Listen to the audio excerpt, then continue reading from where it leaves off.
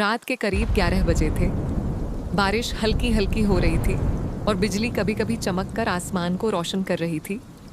राहुल अपने नए rented flat में आज पहली रात गुजारने वाला था। फ्लैट पुराना था, थोड़ा सूना सूना पर सस्ता मिल गया था, इसलिए उसने बिना ज्यादा सोच विचार के ले लिया। फ्लैट में एक अजीब सी खामोशी थी, जैसे कोई देख रहा हो। राहुल ने अपना सामान सेट किया, खाना खाया और बेड पर लेट गया। जैसे ही उसने आंखें बैंड की, ठक ठक ठक, किसी ने दरवाजे पर हल्की सी नॉक की। राहुल ने उठकर दरवाजा खोला। बाहर कोई नहीं था, शायद पड़ोसी होगा, उसने सोचा और वापस आ गया।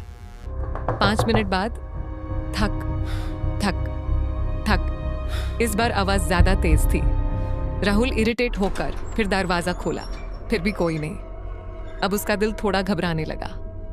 वापस रूम में आकर जैसे ही वो बेड पर बैठा, उसकी नजर कॉर्नर में एक बैंड कमरे पर पड़ी। उस कमरे का दरवाजा पुराना था और उस पर ताला लगा हुआ था। फ्लैट ओनर ने कहा था, इस कमरे को मत खोलना, पुरानी चीजें रखी हैं। राहुल ने सोचा, क्या बकवास है, मैं क्यों ना देखूं।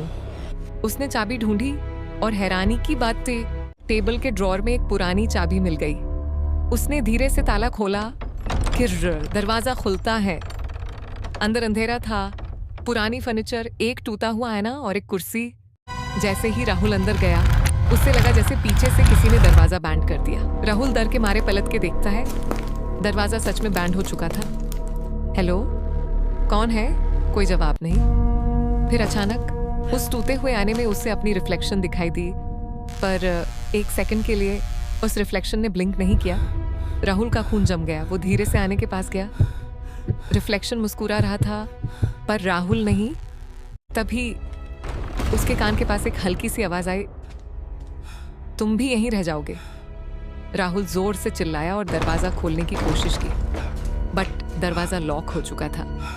रूम का टेम्परेचर सडनली ठंडा हो गया, सांस से धुआं निकालने लगा। कुर्सी अपने आप हिलने लगी और फिर राहुल ने देखा, रूम के कोने में एक लड़की खड़ी थी, सेफ्ट कपड़ों में। उसका चेहरा पूरा काला और आंखें बिल्कुल सफेद। वो धीरे धीरे राहुल की तरफ बढ़ने लगी। प्लीज मुझे जाने दो, राहुल रो रहा था।